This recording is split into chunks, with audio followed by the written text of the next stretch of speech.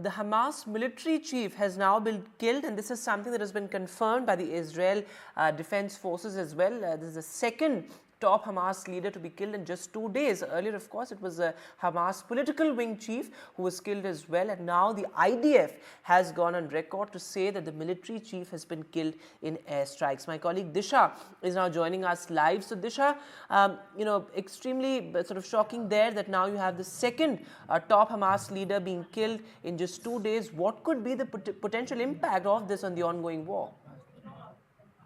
Yes, Vedant. So this is a very significant blow to the Hamas. The fact that they've lost two senior leaders of their group in the last 2 days.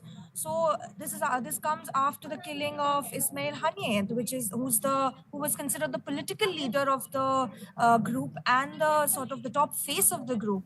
So now both Iran and Hamas have blamed Israel for the killing of Ismail Haniyeh, but now when it comes to Mohammed Deif, the strike targeting Deif was actually occurred almost 2 weeks ago. But back then they weren't able to confirm exactly whether Mohammed Deif was in fact killed.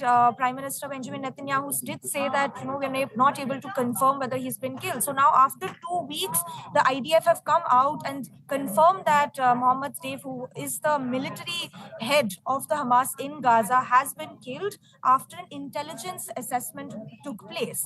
However, there's not been any word of confirmation from the Hamas.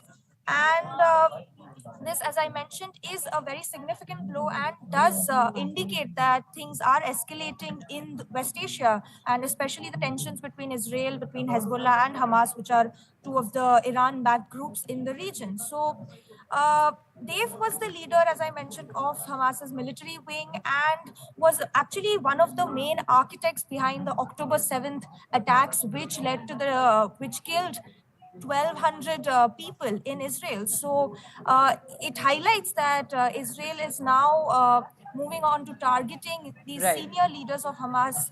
And there's been a lot of celebration within the Netanyahu government as well.